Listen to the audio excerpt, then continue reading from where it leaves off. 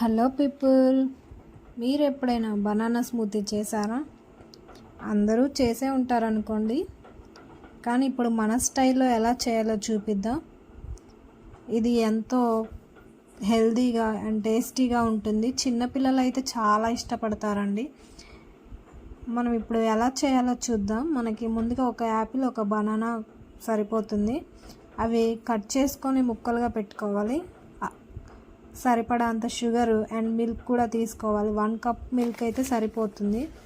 Mixie జార్లో వేసుకోవాలి ఇప్పుడు మనం కట్ చేసుకున్న యాపిల్ పీసెస్. దాంతోపాటు మనం కట్ చేసుకున్న ఒక బనానా పీసెస్ కూడా వేసుకోవాలి. దీనిలో ఇప్పుడు ఒక 1 కప్ మిల్క్ యాడ్ చేయాలి.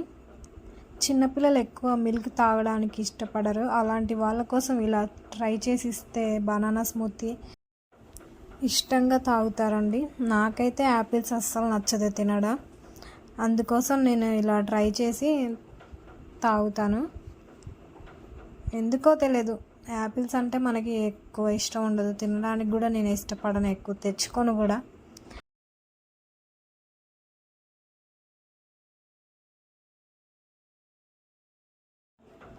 దీనిలో ఒక త్రీ కానీ 4 కానీ ఒక ఐస్ క్యూబ్స్ వేసుకోవాలి.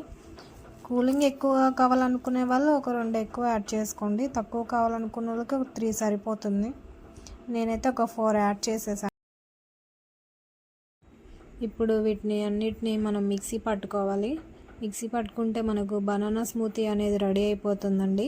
దీన్ని ఒక గ్లాస్లోకి వేసుకొని కొద్దిగా మన బాదం అనేది కట్ చేసుకొని వేసుకుంటే చాలా టేస్టీగా ఉంటుంది. అక్కడక్కడ తాగుతుంటే మనకు బాదం అనేది తలుగుతూ ఉంటుంది.